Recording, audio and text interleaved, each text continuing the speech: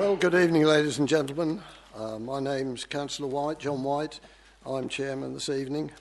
On my left, I have my vice chairman, Councillor Heaney. The other councillors who are members of the committee are sitting on the two side tables. They're the ones who ultimately will debate and vote on each of the applications in front of us tonight. On my immediate left and right are TDC officers, including the head of planning and the committee solicitor. This is a formal committee, and it's important that councillors can hear all the presentations and the debate. The order of business for the planning applications tonight will be the officer will give the first presentation, then we'll have any public speaking, and I can see we're going to be in even more darkness. No, it's and then we'll give the officer a chance just to comment after the public speaking, and then the committee members will ask questions, debate, and finally vote on the application. And I should add finally that this meeting is recorded by the council and will be available on the council website in, well, I usually say 10 days' time, but just recently it's been getting on about 3 days' time. So certainly 10 is the maximum time. So item 1 is for apologies and substitutions, and we have a full council tonight, or committee tonight, so there will be no apologies. Item 2 is the minutes of the last meeting. That was the 15th of January. Just in case there are any errors or omissions that any member wish to bring forward. And if not, can I sign them as a true and correct record, yes, please? I can. Agreed.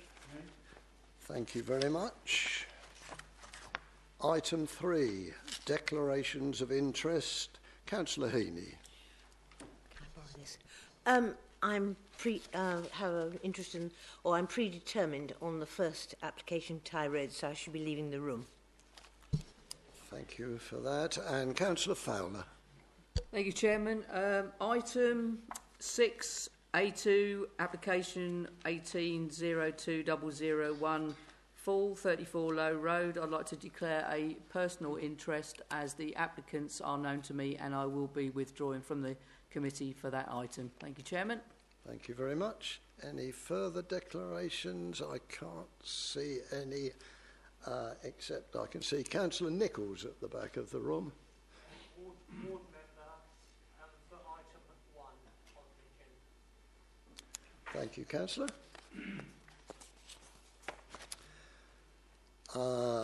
Agenda item 4, the questions on notice. I have received none, which takes us immediately on to item A1, to be found on page 7. It's planning application 18/01307. This is a detailed application, land to the east of Tye Road, Elmstead. And turn to Suzanne. Right, thank you, Chair. Good evening, members.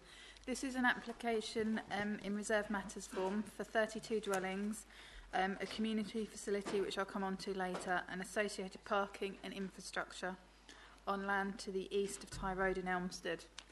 This application is to deal with the reserve matters of appearance, landscaping, layout and scale only. So the site is located to the east of Tye Road on the western edge of Elmstead. It's roughly rectangular, as you can see by the red line. A couple of adjacent sites. So this site here has outline permission for residential development of 20 dwellings with a reserve matters application which is currently under consideration at present.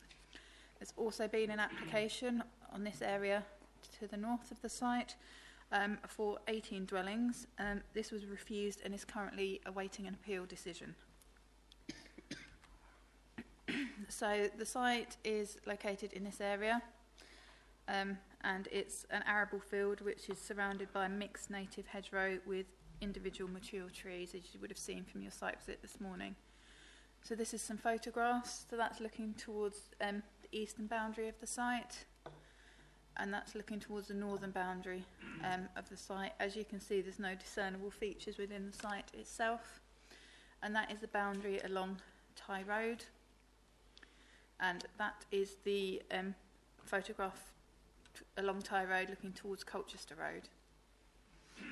So members will be aware of the history of the site, and I'll briefly go through this to just make it clear and to remind members. So an outline application for up to 32 dwellings, land for a community facility and associated car parking infrastructure was refused by the council in July 2016. This scheme was subsequently allowed at appeal, and what is shown on the slide is the indicative site plan that was submitted, although none of those details were actually approved because it was reserved. All matters were reserved for future consideration. So this decision was subject to a legal agreement which secured the construction of an estate road, including a footway to adoptable standard from Tye Road to the eastern boundary of the site. So it's this location here. It's also secured a financial contribution towards primary education, the provision of 25% on-site affordable housing, and the laying out of open space and transfer to a management company. The provision of land for the community facility, although referred to in the description, was not secured by the legal agreement as it was not considered to be policy compliant. So following this appeal decision, a reserved matters application was submitted which dealt with access only, and this dealt with a footpath along the western side of Tye Road linking to the existing footpath on Colchester Road, a pedestrian access point into the site and a vehicular access point with footpath either side to the site. This shows one of the approved plans, and the application was approved subject to a condition stating that no development shall take place or commence until the footpath and highway works, as shown on the approved drawing, has been provided entirely at the developer's expense. A further application to vary this condition to require the footpath and highway works to be carried out prior to first occupation of any dwelling was submitted, and this was refused. So that means that the condition for the footpath and highway works to be provided prior to the commencement of development still stands. So moving on to this current application. This application seeks consent for the outstanding reserve matters, which are appearance, landscaping, layout and scale. And so this shows what is proposed and is under consideration this evening.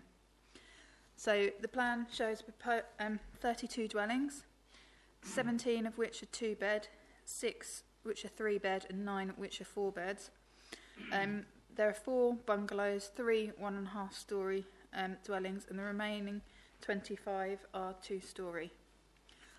You'll see it includes 3 areas of open space within the site.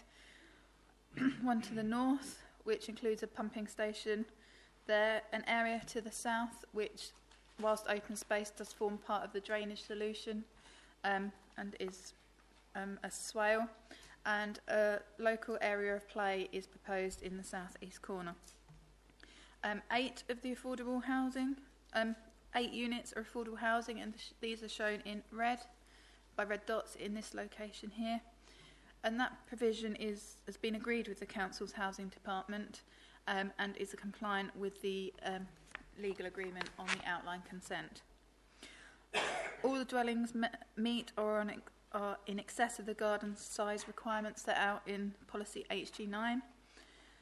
And unlike set out in the report, the proposal meets the parking standards, and this is clarified on the update sheet in front of you. So moving on to the design. The design is varied, and I'll just flick through some of the elevational drawings. They're traditional in their form with a good level of detailing and reflects some of the characters of other dwellings within Elmstead. So see there's variations in design and form, and also there's a variety of materials that are proposed throughout the site. although the exact details have not been proposed and they'll be secured by condition. So all the dwellings are considered to be appropriate of a suitable design, and the garages meet the required standards, and as mentioned before, there's adequate parking within the site. In terms of the proposed landscaping, this is the landscaping scheme which is proposed, and it's the Tree and Landscape Officer's view that the proposal provides a good level of planting that will enhance the appearance of the development and help to ensure that the development sits comfortably in its setting.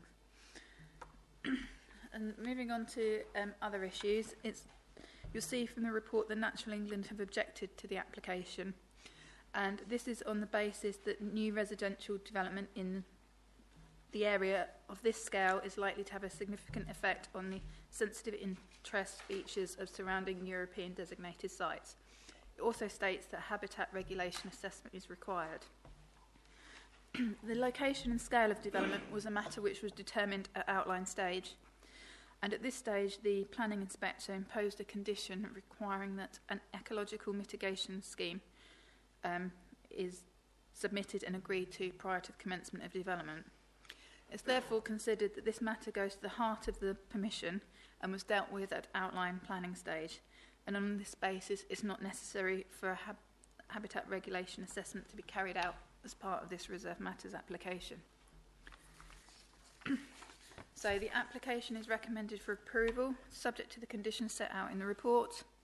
The legal agreement and conditions imposed on the outline consent and the previous reserve matters application will still apply as well. Thank you. Right, thank you very much. Now, we've got two speakers on this one.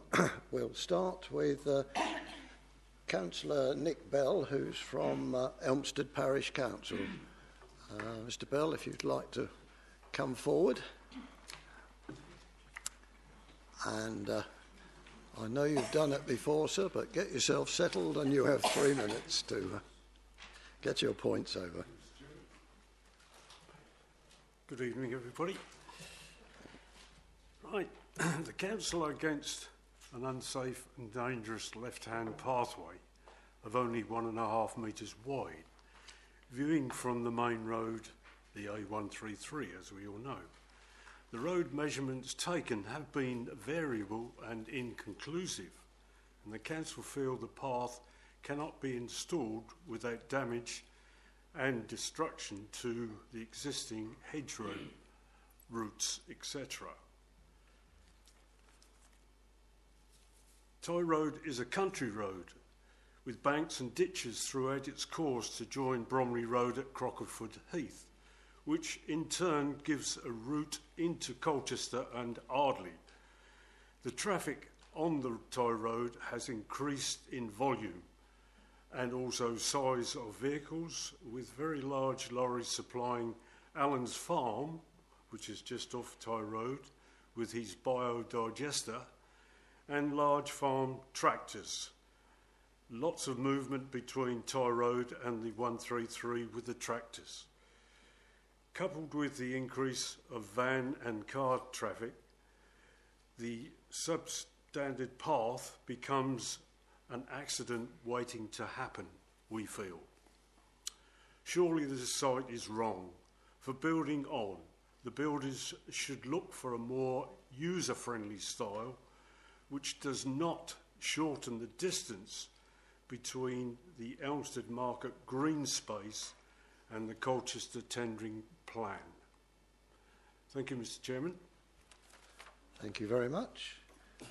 And now the ward member, Councillor Fred Nichols.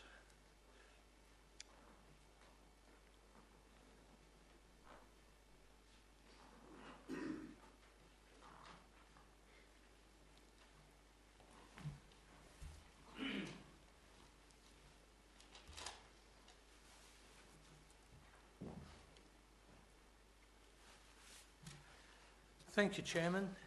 Members on the board, I am the ward member for Elmstead Market. I've been here on this application on at least 2 occasions and spoken against it, and I will be speaking against it this evening. Members, you're in a very difficult situation regarding this application. I fail to see how any planning officer can recommend approval for this scheme. It's a poor application. One of the conditions regarding this refers to the footpath being installed along Tye Road. Essex County Council Highways have issued a permit to allow the footpath to be constructed.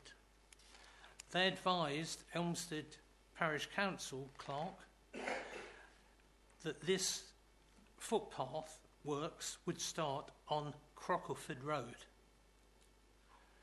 So I fail to see how on earth they can carry out works on Tye Road when they didn't even know where they're supposed to be working.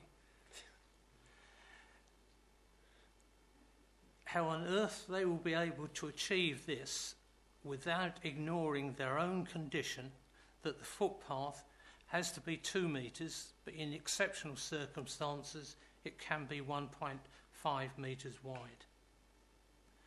Therefore, this application should be at least 1.5 metres wide, which is physically impossible along the verge without interfering with the hedge and the ditch. The hedge is owned by a local landowner who has categorically refused Highways permission to touch that hedge, including the roots. Therefore, I feel this application should at the very least be deferred pending consultation with Highways, Parish Council and landowner of the hedge. Highways have said Tye Road is little used by pedestrians. Yes, it's not being disputed, but it is used by pedestrians, and whilst I was there today there were 2 people running along that road. It is a road that gives access to Ellen's farm, and a large number of HGVs do travel along the road to Ellen's farm and other establishments further along. It is not a safe road without a footpath, bearing in mind, as the previous speaker said, it is a cut through for traffic going to Colchester and avoiding Clingo Hill. On the executive summary, 1.6, it says the detailed design, layout, landscaping and scale are considered acceptable. The proposal would result in no material harm to residential amenity or highway safety, and the application is recommended for approval. How on earth can anybody say it will not affect highway safety when you see the vehicles that travel along that road? It is absolutely ludicrous to even suggest it. I am aware that our county councillor for that area, Councillor Carlo Guiglielmi, has raised the question of the footpath with the Highways permit officer and is still awaiting a response. He will tomorrow be speaking to the portfolio holder at Essex County Highways to ask him to intervene. I ask members not to approve this application until we have a clear understanding over the footpath issues and any other issues that are raised by members. Now, on the plan in front of us, in the bottom right-hand corner, there seems to be a little gap. I've no idea what that gap is. I presume it's the footpath leading through to the other development.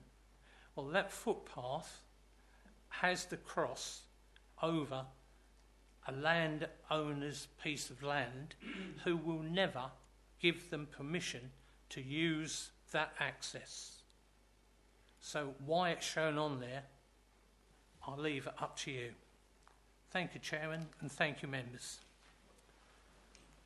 Thank you very much. Anything to add, Suzanne?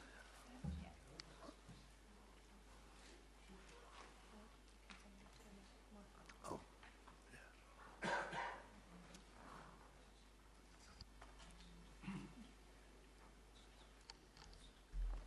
So just to clarify that this is a reserved matters application dealing with matters of appearance, landscaping, layout and scale only. The issues with access were dealt with under the previous application which was granted, and this proposal does not make any changes to that proposed application.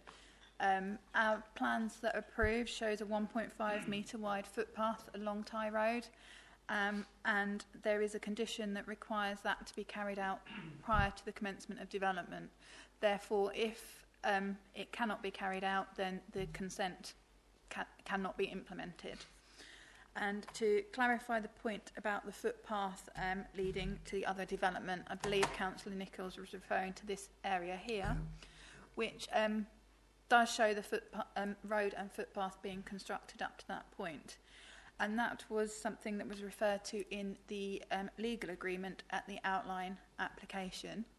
And that was because at this stage, the reserve matters application for the adjacent site had not been submitted. There was no indication of what that would be like. And it was put forward to by the developer of this site that to avoid any ransom strip, if access was wanted to get through there, then they would construct it right up to the boundary to allow that to happen. Since that time, things have obviously changed in terms of we've now got a reserve matters application which is under consideration, which does not show any potential link between the two. But that's why it's shown at this stage for this application. So hopefully that provides some clarification on that point.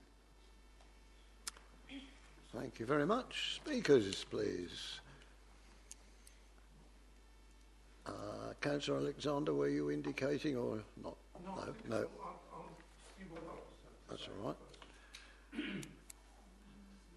Well, committee members, you've heard the explanation, you've heard the objections, and I just remind you that it was the meeting in June where we refused to allow any development until the footpath was in. So that was in application 18-00681. So that still, by my reckoning, still stands. And whatever happens, whether we agree this or we don't today, it will be dependent, that one that refused it, that no development should take place until the footpath's in. Councillor Baker? I've just got one question at the moment with regard to the comments made by Environmental Protection on page 14. It's basically a construction method statement and bits and pieces, dust and everything. Was that dealt with at outline, those conditions, or are they covered in one of the conditions that we are looking at on page 8, please?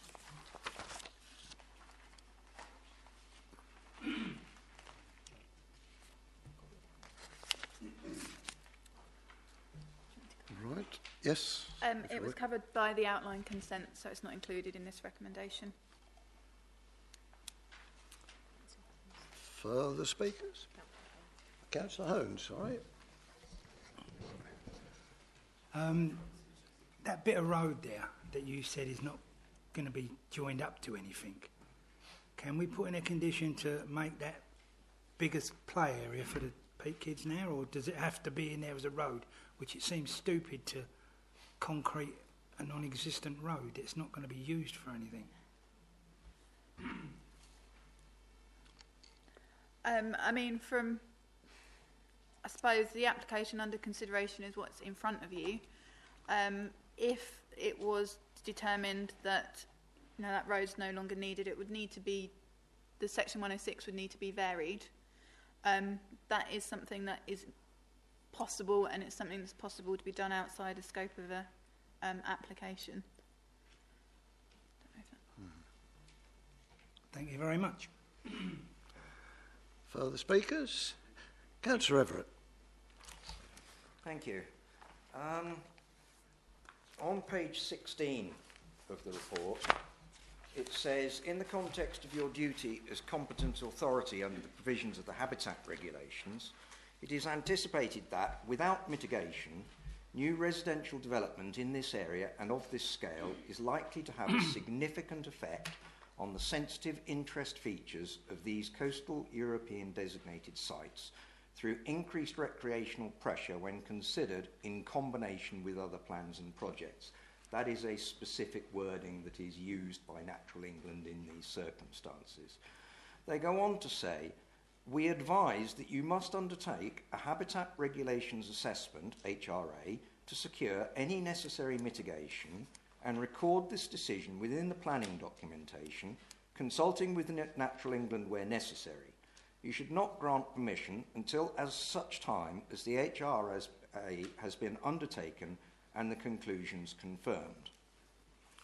So the words must and you should not seem quite clear to me and don't really fit with an officer recommendation of approval. Comments, please? Yep. Would you care to? Mr. Norse? Chairman, yes, this is something we, as officers we've looked at very carefully, and I think the issue that National England are referring to is obviously the mitigation measures in terms of Ramsar sites and so on and so forth, and there's a requirement, certainly in the current legislation, that that habitat regulation should be adhered to, and an appropriate assessment undertaken in terms of potential mitigation requirements for, as I said, Ramsar sites and other important wildlife sites. I think we have to remember that this application was approved in early 2017, before the current HRA regulations were in force. At that time, as Suzanne's already referred to, the inspector at the time this was allowed put a condition on specifically requiring ecological mitigation measures to be supplied prior to any development occurring on this site.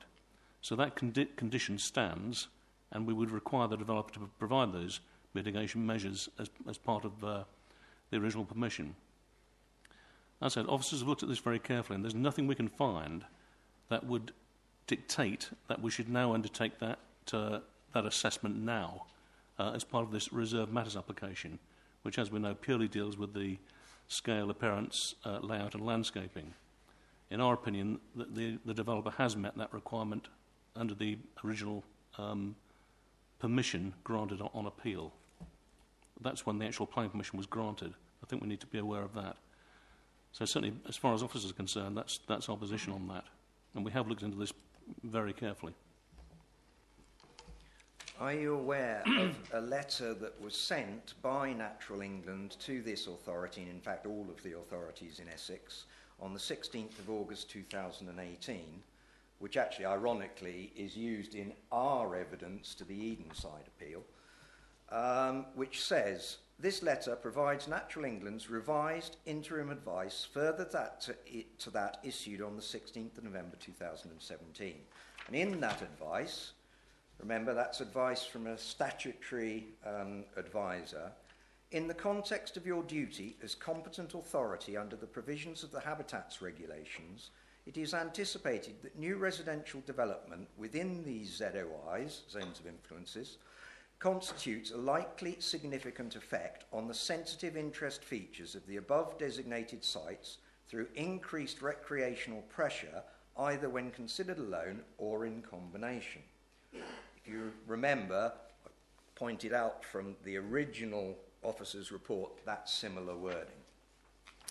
It goes on to say, in the interim period, until the RAMS is in place and the necessary developer contributions are known, it is therefore important that any recreational impacts from residential schemes such as these are considered in terms of the Habitats Regulations through a project-level Habitats Regulations Assessment, HRA. We offer the following advice to guide you on this, and they refer to new dwellings of 1+ units or more. We advise that the applications in scope for consideration should include all new applications as well as those with outline planning permission where this issue has not previously been assessed through the HRA process. You will also be aware that the law changed at the end of last year, And secondary legislation was put before Parliament. Number 1307, Wildlife England, Wales, Countryside England, Wales, Town and Country Planning England, the Conservation of Habitats and Species and Planning Various Amendments regulations, that reflects the work that was undertaken in the European Court judgment, referred to as People over Wind, and makes it legislatively our responsibility that we have to do such assessments in these circumstances. So I still don't really understand why you are suggesting that we should be giving approval to this application.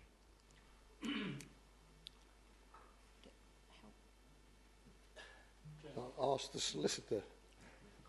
It might just help for me to expand on what Graham said, and I'm sure he'll correct me if I'm wrong, but the conversations we've had this afternoon looking at this, because we were aware there was a query on it, was going right back to the appeal decision. So obviously your query is over there not having been a habitats regulation assessment.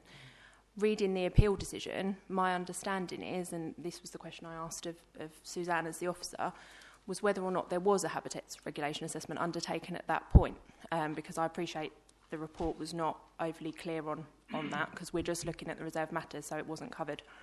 Reading what the inspector said, it specifically said that he'd been supplied with an environmental assessment, sorry, a habitats regulation sort of assessment. They weren't the exact words he used, but they were ecological assessment, I think were the words he used, and that he'd taken that into account specifically when he made his decision to grant the application, and that is why he secured by condition those mitigation measures set out in there and any others that were appropriate.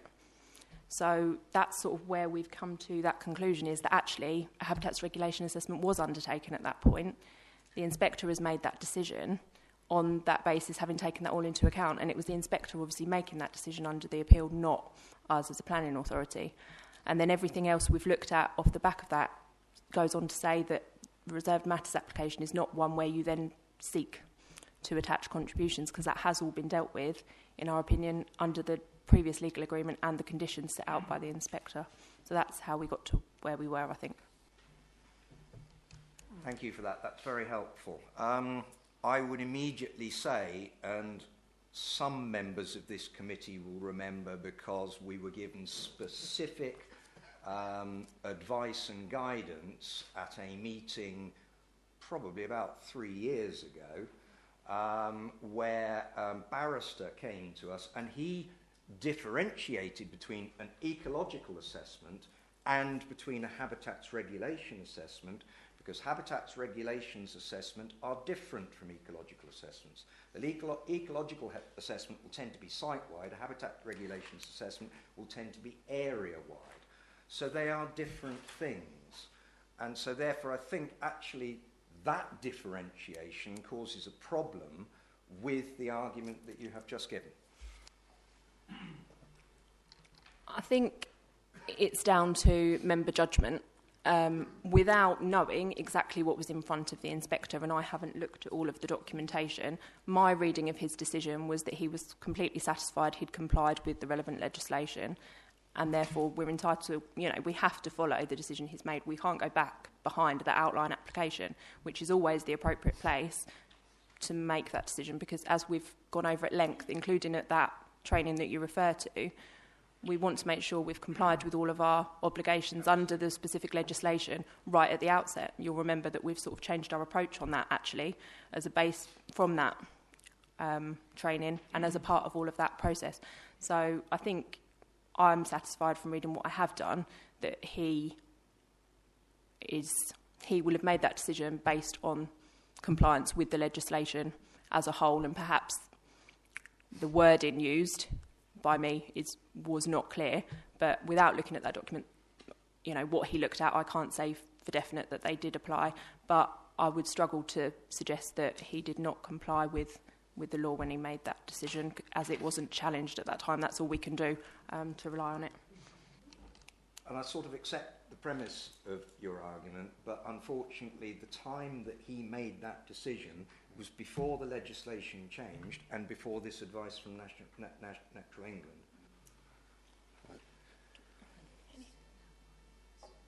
Councillor Baker? Thank you, Chairman. Yes. We advise. It's advice. And then they say you must.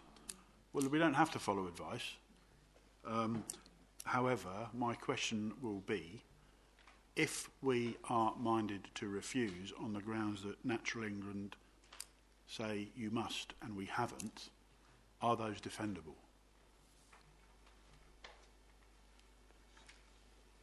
I think the solicitor wanted to come back and I jumped in, so it's all right. No, that's fine. I think I'll pick up on that and then the planners might want to add as well. You've covered the point that I wanted to come back in on, which was Natural England are obviously a statutory consultee like any other, so it's up to us what weight we give to their advice. We need to give due regard to it. That's a legal requirement.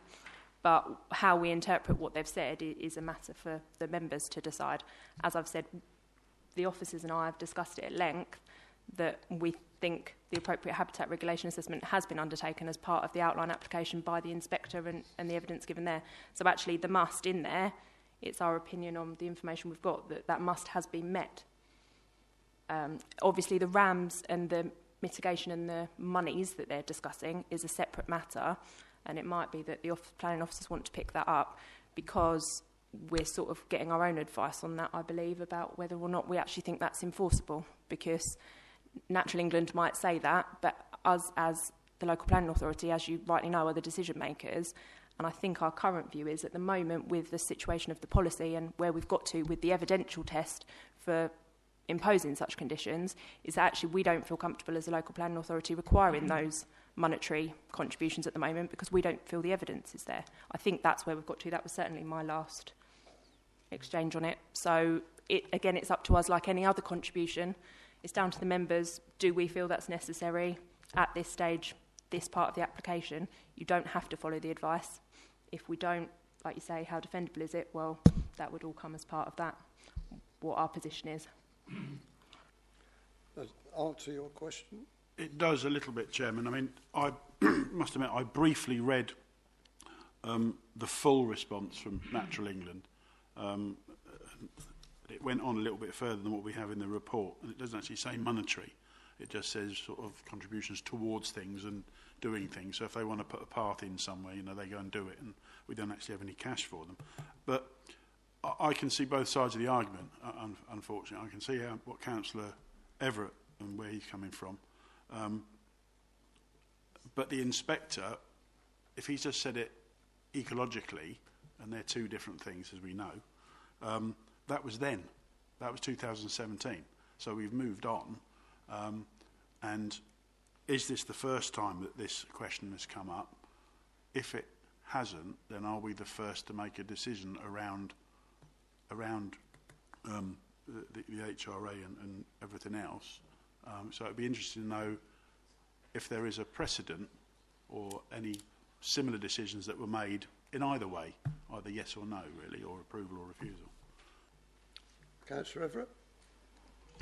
Partly in response to that, I'd like to refer to a couple of High Court judgments.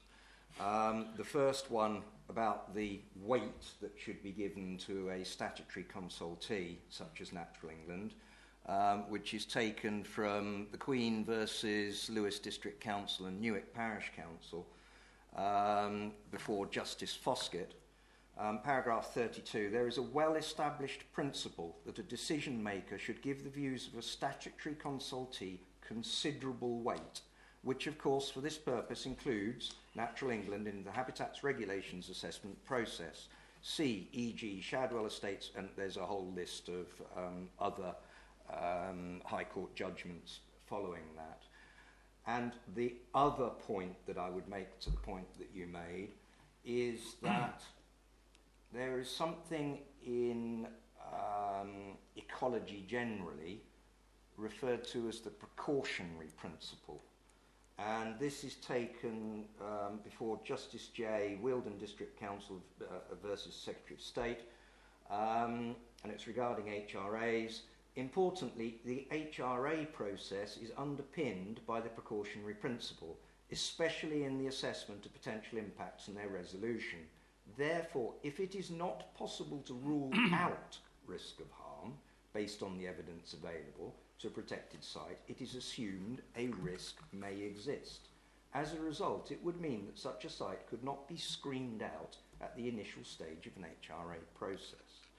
And that's quite important in terms of this issue, because the precautionary principle is something that is basic across law generally in all sorts of contexts.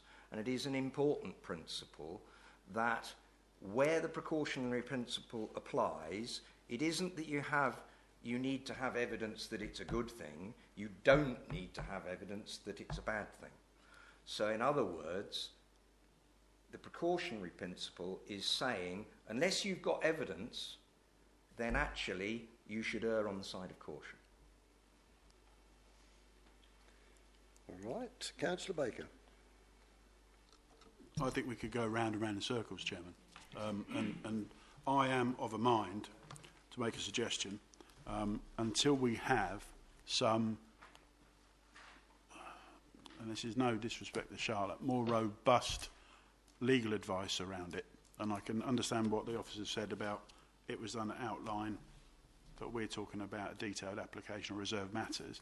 It's obvious that some are not confused as such, but have grave doubts as to we need to be seen and we must do the right thing. So not that the developer is going to whinge at us if we say yes, but we should make sure that the decision is made on the right evidence and everything else. So I would suggest we defer for some written legal advice around the issue, and has, like I just mentioned about, have there been cases before application, not only in this authority, but elsewhere where this has been addressed either way. So that would be my recommendation. So I've got a recommendation. Do I have a seconder for that we defer? Yes. Yes, Chairman. Could I just add to that, please? Because we could defer until we've had advice about it, but we could also defer until this has been carried out. Once it's been carried out, one way we would know one way or the other, and then we'd be in a better position to make a decision on it. There is also merit, I suppose, in deferment, in that possibly we can find out on this other matter, which isn't under discussion tonight, about what Essex County Highways are doing about the footpath. It's not under discussion tonight, but it will give us additional time on that point alone. Councillor Baker. My initial proposal was for deferment to get legal advice and legal advice only.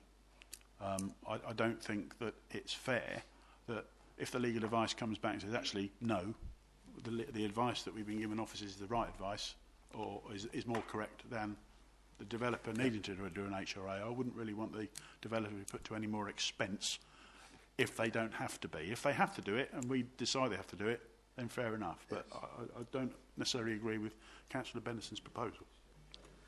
Right. Yes, Councillor Everett. I always like to try and get a compromise if I can. Is there not a middle ground there that we could say, exactly as you say, to get the legal advice, but that should the developer choose to do an HRA in the meantime, and that comes out before the legal advice, then we'd be quite happy to consider it. Yep. Chair, my concern with that compromise, I can see where Councillor Everett's coming from with that. It's then whether we're treating the applicant fairly against other applicants. I think that would really concern me. I think all we can do, if members decide to defer it, is to ask for council advice on this, and that's what we then bring back to the table. If it says yes, you must do the HRA work, that's where we are. I think if that's the advice that comes back, we probably have to go back to the developer at that stage and say, look, you need to do it, and then we bring the whole thing back to members after that. Yeah, okay, before we... Sorry, I think if we're going to get external advice or deal with it internally, however we decide to deal with it, we need to be really clear on what the questions are. So obviously providing written advice was where we'd got to, but advice on how we deal with Natural England's comments. So whether, correct me if this is wrong, so one, whether or not a habitats regulation assessment is required at this stage. So looking at what the appeal decision said, looking at what the inspector had in front of him, assessing all of that, and if it is, whether we ask them to undertake that. Are they the two? And what about the contributions? Are we? Because I think that's the second part, which I think we are already getting legal advice on anyway. Because I think. Yeah, Councillor Everett. Yeah, it sort of comes out of the advice, so I think that's right. If the advice is they should do this habitats regulation assessment, that opens the door to the possibility of contributions being required for the RAMs. So as long as we're not ruling out anything, I suspect that we'd be all right legally then. So I think that makes sense to do it the way that has just been suggested. All right. Any further comments from the officers? If not, I'm going to put it to the vote. Oh, Councillor Holmes.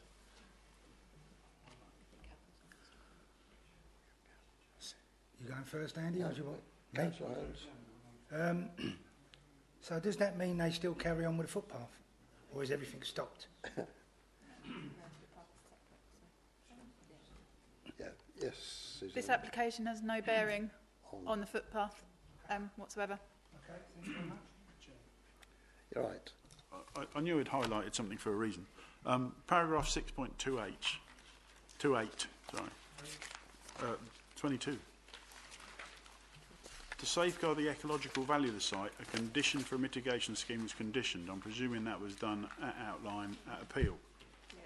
And you've got, at that time, outline consent, Natural England raised no objection, as the long title was not published, and even now it is only an emerging document, and therefore it is considered unreasonable to request such information / contribution.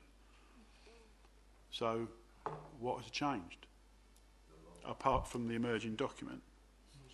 But at the time the decision was made, that was the decision at the law at the time. We can't then go against that decision, but there's still grounds, I think, Chairman, that we should definitely ask for some written advice so that we can be all clear that this is the right way forward. Yes, Head of Planning. Yeah, just two things. One of them was to be clear that that's the sole reason for deferring tonight, and that committee are satisfied with the details that are presented in terms of reserve matters, so that we don't come back to committee and then there are other issues that we're asked to go back again to talk to the applicants about. And if that is the only issue and it's a matter of law, would committee consider a proposal to delegate the decision to the Head of Planning in consultation with the Chairman? So if the advice comes back that says that it is not necessary to require any further action, then we can release that permission. Or if the advice comes back to say yes, it is required, we're able to go straight to the applicant to say you do need to do that work, so that we can move the process more quickly in fairness to the applicant.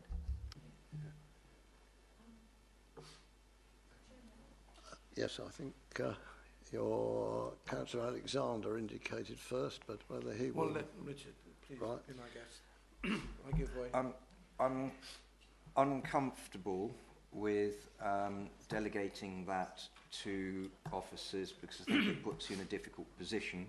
We're the ones that are leading on this issue, and so therefore it should come back to us, so that if the advice is, well, it doesn't really matter which way it goes, we should be the ones to accept that and take a way forward. I understand why you're asking, I think, in terms of speed and things like that, but I think it's up to us as a committee if we are directing this in a direction that it's going at the moment and asking for the advice should come to us.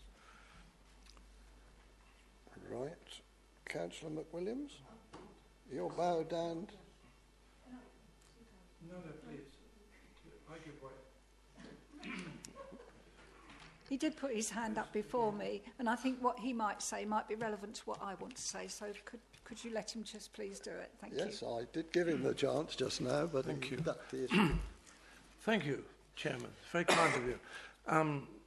There was one thing that the solicitor said that caused me some concern, which whether we look at this internally or externally. But in a previous conversation had said that we had looked at this afternoon. Therefore, in my view, this already has been looked at internally. And to where would you go next to find an answer internally? I believe it would be better if it was handled externally so that we could get a better picture. And as for the head of planning, I see exactly where you're coming from, and I'm not against it in principle. But in this case, because this is a controversial application and it's had its ups and downs, we've seen it all the way through. We've nurtured it to this point here. We're trying to get it right. I believe it should come back to the committee so that we should make the final decision. And if Councillor Everett is willing to put that as an amendment to the first proposal proposed by John, Councillor Holmes at the end, sorry, then I'm willing to second it. Yeah, go on then. Yes. Right, I think this has got a bit muddly with decision making. So first of all, we had Councillor Baker move for the deferment, and we've dealt with the questions. Councillor Benison seconded that, but on the basis that a HRA assessment was undertaken. Now, Councillor Baker pointed out that that should only be done if it's required, and I'm not sure whether Councillor Benison agreed with that or not. I'll withdraw my amendment. Right, okay. So that's fine.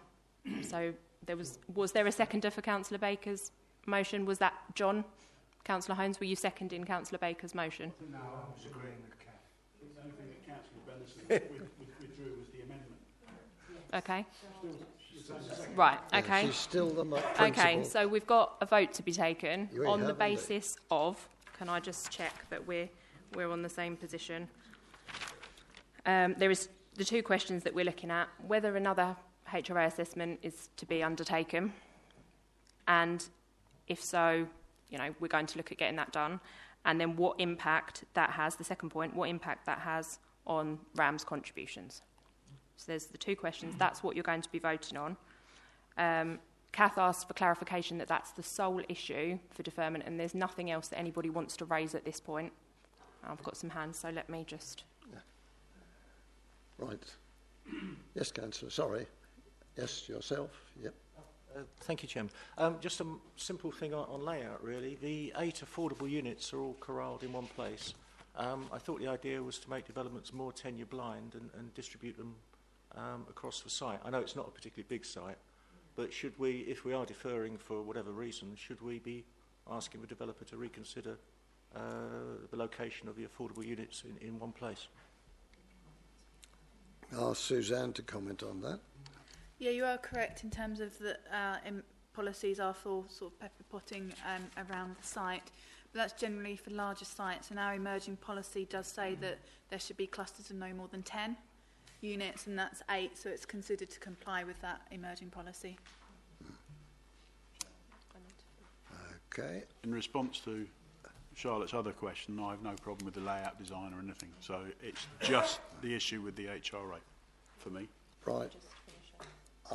It's just been read out by the solicitor, but I'm going to ask her to confirm, and then I'm going to take the vote. No more playing about with it. Right. Right, so we got to the fact that's the sole issue that we're going to be looking at on the deferment. Obviously, we've concluded that that's to come back to committee, so there's to obtain written legal advice on it. I've taken into account what Councillor Alexander has said about it being external. I would just say that that's down to the head of legal as to how we deal with the planning advice. Obviously, this afternoon it was a very quick turnaround as to what we looked at, so if we kept it internal, it would be much more detailed and full written advice. It was raised with me sort of after lunch this afternoon, so we'll let you know either way how that goes, but it will be written full advice. So that's what we're voting on, the deferment for the written full advice on those two questions. Can I just ask one question? You did say in your statement before that, another. You did say another report. So does that mean we've actually got one?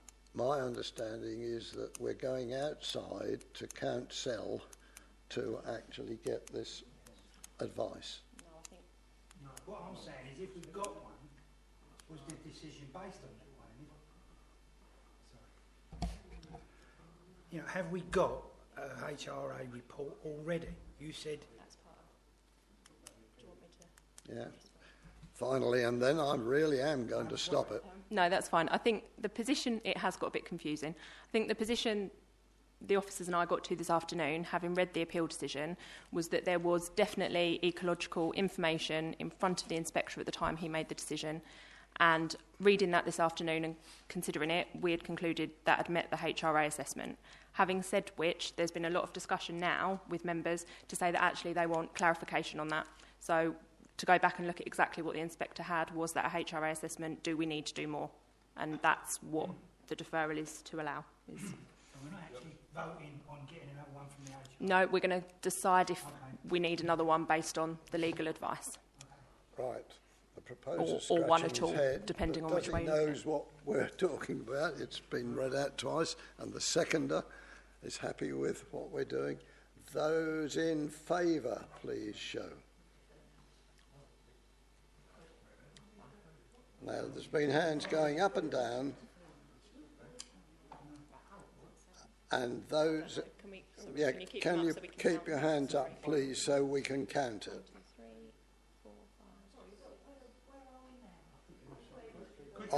On the proposer. Yeah. Okay. So proposal for deferment on the basis that we're going to get written legal advice to look at the two questions of whether we need a habitats regulation assessment or an additional one, depending on how we view the first one, and then what impact that has on RAM's contributions, looking specifically at Natural England's consultee response. That's the only issue we're looking at, and that's to come back to committee to review. It's not delegated as a decision to go forward from there. That's what we're voting on. Right. Those in favour, please show. And those against, please show. 2. So the proposal is carried.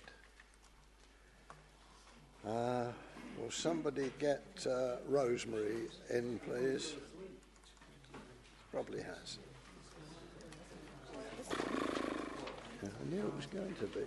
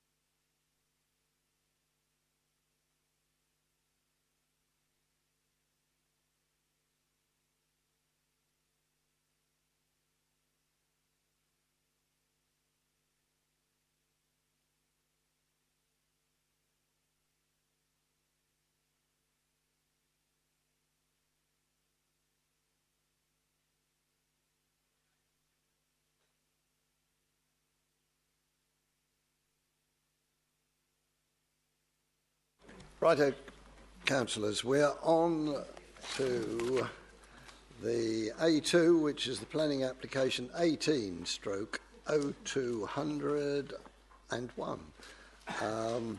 This is 34 Low Road, Dovercourt. It's found on page 23 of your agenda. Councillor Fowler has declared an interest and has, for the record, left the room. Right. Councillor, you've been downgraded. I'm sorry, Graham. Graham, yes, for this explanation.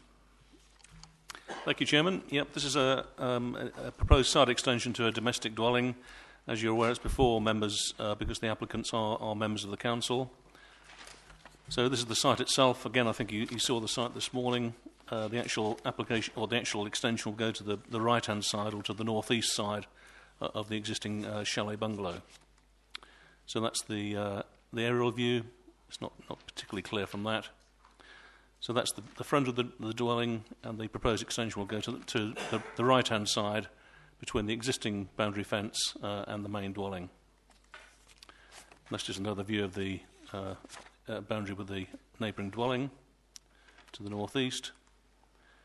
And again, just another view of that. That's the rear of the existing dwelling. That's a better photograph. That shows the neighbouring dwelling, and this is the area where the new single-store extension would be sited. And again, you'll be aware there's an existing mature hedge in that location, which would be removed to facilitate the extension. So this was the application that was previously refused by members, and you can probably just make out from the block plan. The actual extension itself went right back in line with the rear of the dwelling and came just inside the front line of the dwelling, so almost the full width of the dwelling previously. And that was the previous design. As you can see, the roof level was taken virtually to the same height as the main dwelling, and certainly from the neighbour's side would have been perhaps more overbearing. So that was the previously refused scheme. So this is the revised scheme that's before you this evening. As you'll note, it's been slightly reduced in terms of from the front and reduced to the rear. So an overall reduction in depth of the extension. This is the existing plan. So again, this is the area where the extension would sit. And these are the proposed plans. As you'll see, it's basically an enlargement of the existing kitchen, forming a new kitchen and dining area. There are no windows proposed to the side. You have a bifold doors to the rear and a window to the front, and then just a Velux window again to the rear elevation. Clearly, the key change is the reduction in height of the proposed extension. It's been actually taken down some 1.9 metres in height, obviously facilitated by a very shallow or relatively shallow pitched roof, but significantly lower than the previously refused scheme. This was a diagram supplied by the applicant showing in effect, the impact on the neighbour to the northeast. As a requirement, there'd be a minimum sort of outlook from a neighbouring window at ground floor level of 25 degrees. And as you can see, you have a greater degree of flexibility there with this because of the distance between the two properties. So in fact, the proposed height of the extension comes in fact far lower than the total height of the existing dwelling, which is actually well below the minimum 25 degrees viewing pitch in any event. So certainly the outlook on the neighbouring property is significantly reduced by this change. So, Chairman, the recommendation is to approve the application. Thank you. Now, speakers, Mrs. Sharon Watton.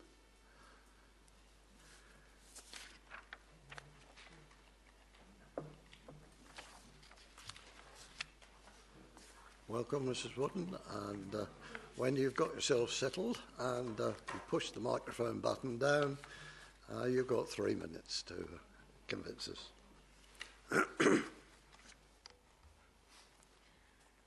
Our objection remains that the proposed extension is too near our property. It seems an unfair assessment because we have already lost light from the original build To lose more with the proposed side extension, albeit a lesser amount of light, is insignificant. Not when you're the neighbour suffering the loss. I am not skilled to do a mathematical calculation, but know that the nearer the building to our living space, the longer the shadow will be, which will affect the light in our garden. At present, 1/3 of our garden is in shadow for a good part of the day as a direct result of the present 34 Low Road. Any further loss would obviously worsen our situation.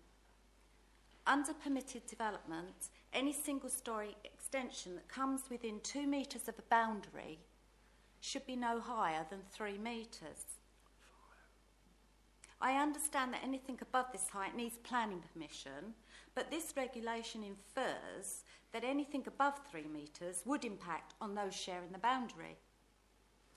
What is more, on the planning portal of gov.uk.com, there is a recommendation that a minimum of 1 metre be left from the side boundary when building a side extension.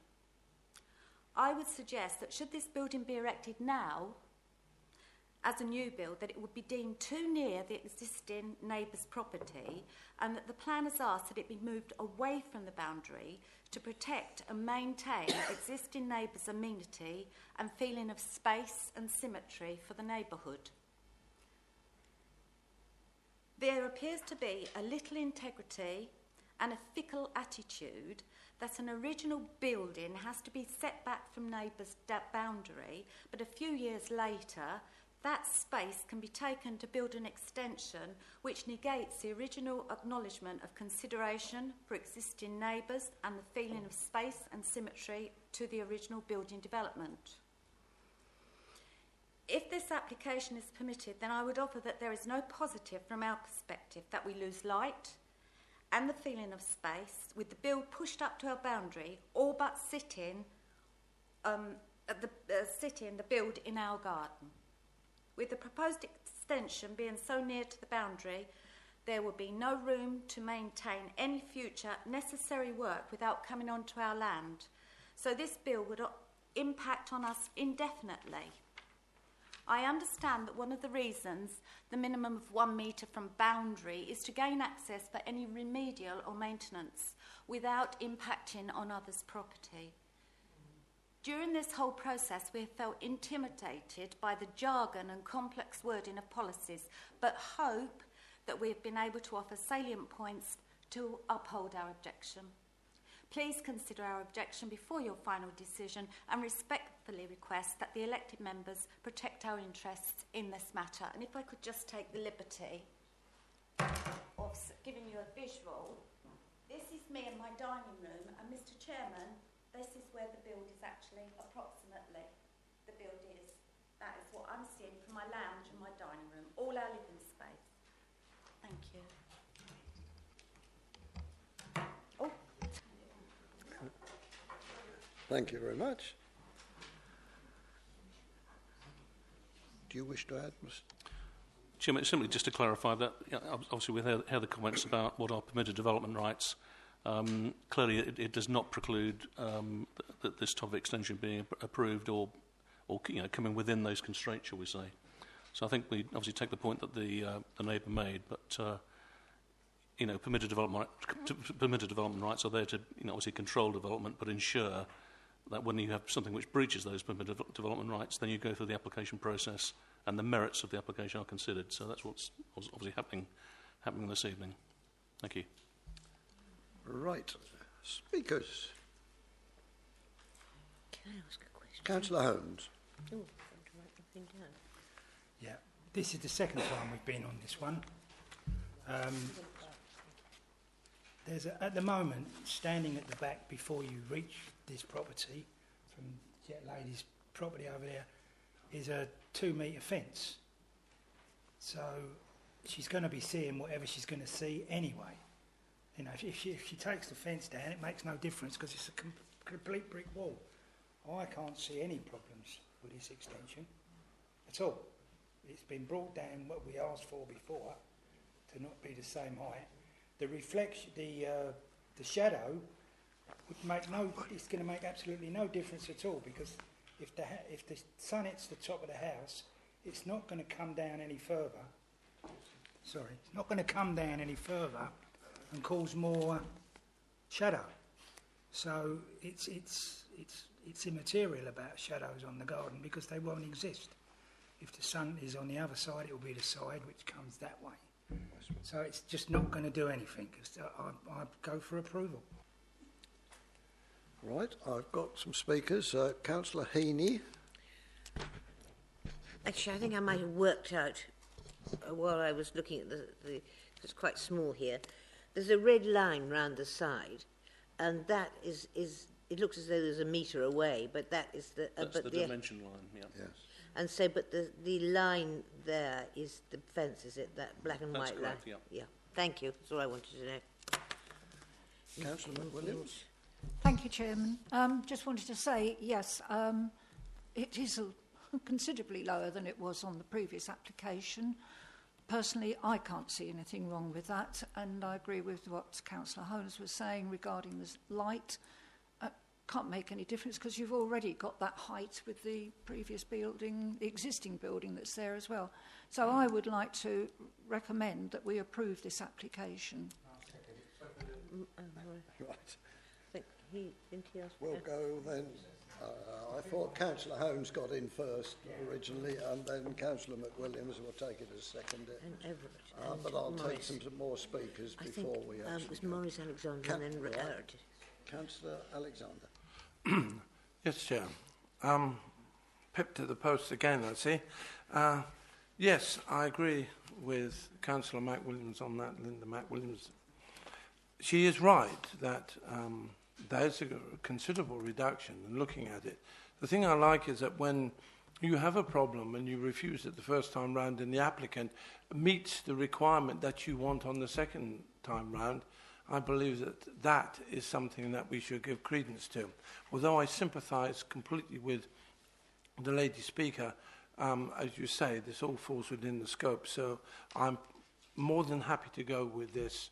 And I'm a little bit worried about the cat and the tendency of the cat, and I hope that he finds a nice new home. Councillor Everett. I'd like to actually pick up a point that was brought about in the public speaking in relation to the policy HG14. Unfortunately, I don't think this is going to be significant enough to overturn members' views as expressed so far, but I will offer it anyway, which is that 4.146 says, from a practical standpoint, this policy also provides for the proper construction, maintenance and repair of a property from within its own curtilage. In providing for reasonable living conditions, it is also important to ensure a sufficient side gap to allow appropriate access to rear service yards and gardens. Certainly from the point of view that I know, because I've lived in a terraced property, and therefore I know it is possible to dig and put foundations that you actually have the wall right on the edge of the foundations. And so therefore it is technically possible to build that without going on to the neighbouring property. However, I would draw members' attention to the fact that you won't be able to maintain it in the future without going on to the neighbouring property. And I think that is an area that needs to be understood by members. It may not be conclusive, but it does need to be understood in their weighing up of the situation. Thank you. Councillor Coltham. Thank you, Chairman. HG14 again. 6.4 of the officer's report says this application is a resubmission refused at Planning Committee because it failed to comply with requirements of Safe Policy HG14. That hasn't been addressed. HG14 says a metre or more from the boundary. That hasn't been addressed. Our other concern of the height has been addressed, but HG14, which was our reason for refusal last time, hasn't been addressed, and I'll be voting against. Thank you. All right. Looking at the design, I take all your points, but if it's going to be a plain wall and with, I'll say, modern materials, plastic type barge boards, I think there'll be very little maintenance that will need to be done on that, looking at the drawing as I can see from here. Anybody else wish to speak? Otherwise, I will take the vote. Nobody wishes to speak, so it's those in favour of approval. It's Councillor Hone's proposed and Councillor McWilliams seconded, or vice versa. We won't do the other way round. Right, Councillor McWilliams proposed and Hone seconded it. Those in favour, please show.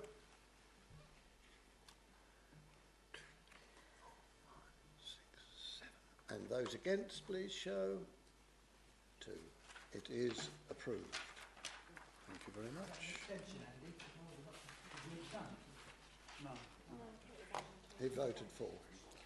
Yeah, normally I'd like to have a thing at the side, but John made a good point that it's just wall and a barge walls, and if you want to change your barge board, you can change them from the roof.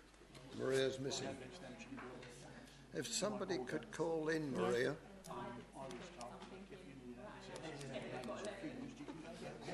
Sorry, you can do what? Yeah. Yeah.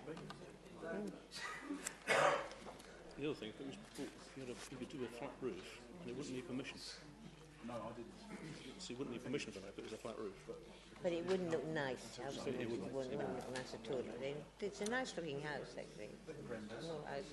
Attractive house. Right, we will move on. A3 planning application 1801869 full. This is Oakley Cottage, Pesthouse Lane, Great Oakley, to be found on page 29. Sorry, on page 20. 30, well, 29, yes, it is. And so, yes, going to ask Mr. North to elaborate on this one. Yes, thank you, Chairman. This is for a single-storey annex to serve for the accommodation of an elderly relative of the applicant. So this is the site itself. You have Oakley Cottage, which, as you know from your report, it's a Grade 2 listed building. You'll have seen it on site this morning. And there's an adjoining, much more recently constructed dwelling, which I think was built in the existing garden of Oakley Cottage some years ago. So that's just the overhead, which again doesn't show an awful lot of detail. So that's the view of where the actual proposed building would sit, and that's the neighbouring property. As I say, it's a fairly recent construction. That's just looking down towards the rear of the existing garden. That looks towards the front of the site and towards the existing listed building. Obviously, there's some renovation work taking place by the looks of it. You'll note where the existing parking area is to the front, and again, I think you'll have seen that from your site visit this morning. So that's the proposed layout. So the proposed annex is sited approximately 4 metres from the boundary with the neighbouring property. As I've mentioned, it is a single-storey construction. You've got the existing parking area, which serves Oakley Cottage in this location, and that's being moved forward slightly to accommodate the parking and accommodate the proposed building. You'll also have noticed there's a shared access point which actually comes in at this point. So there is shared access to both Oakley Cottage and the property to the west. So that's the proposed design. You're looking at a slate roof, timber cladding with a brick plinth. As you'll note, it's a very small single-storey building. That's the proposed layout. Again, I think it's best to describe the accommodation as compact. As you can see from the overall dimensions, it's 6.7 metres by 8.7. So you're looking around about 50 metres squared in terms of floor space within the building. So it is a very small accommodation. This was just a previous application from 2015, which actually granted permission for a cart lodge, which actually was sited where the existing car parking area is. So again, I think it probably and I'll just show that there. So permission for a smaller building certainly, but a building of some description has been previously allowed on that site. So, in principle, Chairman, the reasons for the annex are considered satisfactory. It's required for the accommodation of an elderly relative. I think you'll have noted there is an additional. There are actually 2 bedrooms within the property. It is proposed that that's for the specific reason of providing a carer's accommodation which may be needed in the future. So that's the reason for that. I think in the long term, if the accommodation is no longer required for elderly accommodation, it's the applicant's intention that it would become a garden room or office or home office use. So that's the proposal. Our recommendation is to approve. Thank you, Chairman. Thank you very much. And I don't have any speakers on this one. So, councillors. Oh, Councillor Holmes. Councillor Holmes. Graham just said in his last sentence, if and when it no longer required as a carer's home, what happens to it? It's being built as a bungalow. Whatever you say about it, that's what it's being built as. The cart lodge was given permission, but there's no interior to the cart lodge that was granted. You can't call the cart lodge a building, I don't think. It's just a barn without a side. So this is a proper building. It's a proper bungalow with 2 bedrooms. My concern is, and God forbid it happening whenever, but it's going to happen, that when it's no longer needed as a help for your elderly mum, dad or whoever, what happens to that annex? I did ask today and I was told that whatever happens, it can only be annexed to the Oakley Cottage. It can never be sold as an individual house. If that's a guaranteed, then I'm quite happy to, help this family out with their, infirm mum. I've got no problem with that. My concern is what happens after all that happens. Thank you. Yeah, Chairman, just to answer that, I should perhaps have mentioned that there is a specific condition which will be attached to any permission where it can only be used as ancillary accommodation to the main dwelling. So that the permission will be conditioned to restrict exactly the concerns that Councillor Hearn has had. I think certainly to go from an ancillary building to the main dwelling, to have it as a separate dwelling, you would have to come back with a fresh planning application for that, which would be considered at that time under its own merits. So you'd need a change of use to a dwelling to overcome that restriction, if you like. So we'd have complete control over that. Yeah, of course, I understand what your statement you said, but there is nothing in that condition that states that they can't put their children in there if and when this happens, or aunt and uncles. I'm concerned that it's just going to be a bungalow that's going to be forever lived in. And not whatever way you look at it, it's a complete separate house. And that's what's my concern, is that if it was built onto the Oakley Cottage, fine. But it's not. It's another bungalow built on the land. In 20, 30 years' time, they could say, well, we've had it here 20 or 30 years, we might as well build another one behind it and carry on. That is not what we're agreeing, I understand. But that is what I think could happen, and that is my problem with this particular. I think there needs to be a stronger condition laid down to this property. Well, I think explaining if you look at the third condition, that's the one that we're just talking about. It's ancillary to the use of the owner of Oakley Cottage. And if there is no need as an additional for a member of family, then it would have to be another planning application, completely new planning application to disconnect it from the Oakley Cottage. So, can I just come back, John? Yes, indeed, I'd like you to. I still understand that statement, but it would mean that forever and a day that could be occupied by people. And if that's what you're agreeable with, then fine. If that's what I'm voting for, then I'm going to vote against it, because I don't see... I just think it's a way of getting a property built for any reason what you want. Now, I can't help any other reason. Chairman, can I just come back with just one point? I think part of the reason for it being sited where it is, I think perhaps again I should have mentioned this earlier, is the fact obviously it is a listed building.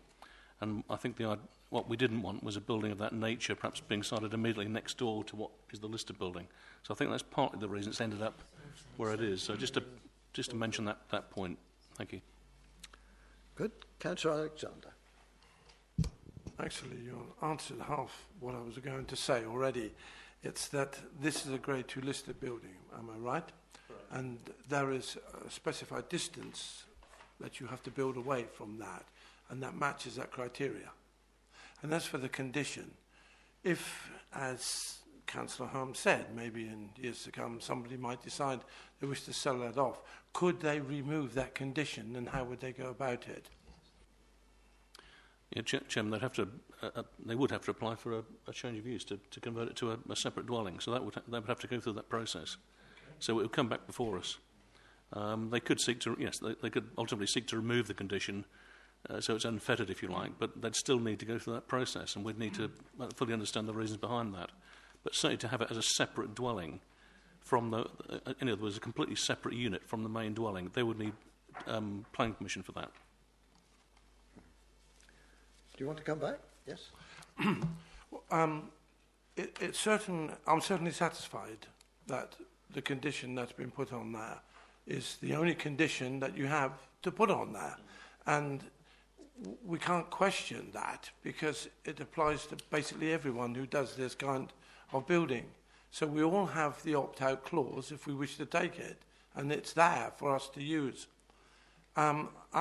It's the specified distance from the actual building itself, and I see no reason why we're looking at this and running through it and what you have delivered this evening, why I shouldn't approve it. So I'm prepared to recommend that we approve this application as laid out. I'll second that, Chairman. Right. Now we've got a list of speakers. Councillor Cawthron next. Thank you, Chairman. Do we know how services are going to be provided to the annex? Will they be provided from the main house? Because I remember a planning application probably last year, but most of us attended, a much smaller plot, an annex in the garden right on the boundary, and we were told, well, that's an annex because its electricity would come from the main house, and therefore it would only ever be an annex because of that. What's the situation with this one, please? Yeah, I'm not sure there is actually a planning issue as such as to where the electricity comes for it. I would expect it to quite clearly come from the main connection, I would think, from at the house. But, yeah, I mean, the answer is we don't have that information specifically within the application detail. But I would expect it to come from the main house. Not relevant for tonight, but we were told on the site visit to that particular one that was the case, and we should consider it an annex because of that. But, thanks. All right. You obviously were thinking about Thorrington. Was that yes, we Yeah. Such problems that. Councillor Brown. Thanks. Yeah, that was really what Councillor Cawthorne brought up was mainly my question. I do remember that place myself. So I'll just ask one simple question. What is the distance from the main house to the annex on a class 2 protected building?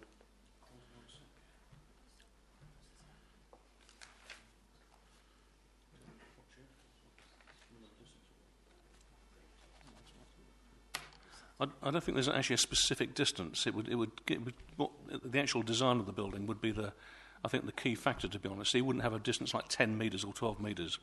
I think quite clear the closer you get to the main listed building, the more careful you've got to be about the proposed design of any annex. And certainly if you clearly were going to extend the existing building as an annex, then the design would have to be of a very high standard to mirror that. I don't think there's a specific distance, though, as such. But certainly this clearly, it is a good distance away, so I think that'll be considered acceptable. I think if it was stuck, say, 3 or 4 metres away from the existing building, that would harm it. I think where it's positioned, it wouldn't do. Can I just clarify that? So the further away it is, the more chance it is of passing it, or the opposite way around? I think further away. I think the key... I think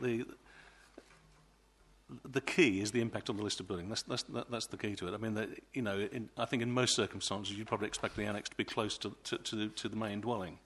I think for that, for the reason it's positioned where it is, it relates better, say, to the more modern building, which is Hazelwood, which is next door. So in terms of the overall appearance of the site, that's a better arrangement. It leaves the listed building, if you like, in splendid isolation to a certain extent. It retains the character of the listed buildings. I think that's what's being achieved here, I think. We're building up a list. I've got a proposer, but... Williams. And a seconder too. So, Councillor McWilliams. Thank you, Chairman. I just want to say that I will support this application, and it's interesting to note that Great Oakley Parish Council have already made comment about a covenant on that, and officers are obviously applying that within the conditions. So I would be very willing to support that application. Thank you. Councillor Everett. Thank you. Me likewise. Having done one of these myself in Stevenage, another authority,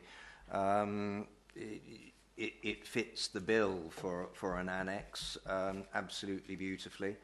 One comment I would say to members is that regarding the services, certainly on the planning permission I eventually got in Stevenage, there was an advisory that all services should be brought from the existing dwelling, not from external. But other than that, I can't see that that's really a huge issue. Thank you. Councillor Home. Just one last question. Will that house or that annex ever have a postal address and number? For what we know at this moment, no is the answer to that. So it shouldn't do. It's an ancillary accommodation to the main dwelling. So the address of that property will be Oakley Cottage. Good. Now then, I've definitely got a proposer. I've got a seconder there, certainly. Well then, do I have a proposer? Yes? Oh, it was yours. Thank you very much for that. And Richard wants to say something. Yes, Councillor, before Can I ask officers' advice on an advisory regarding services?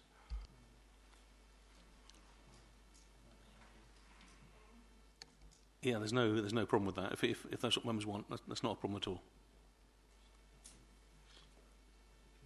Right. So, does the proposer and the seconder gather what we're saying? It's for approval with an advisory note that services should come from the main building. And they're both accepting that. In that case, I'll put that one to the vote. Those in favour, please show. And those against, please show. So that is 10-1. It is 10-1. Right, so it is approved. Thank you very much. And that brings us to the end of the agenda. Councillors, I should have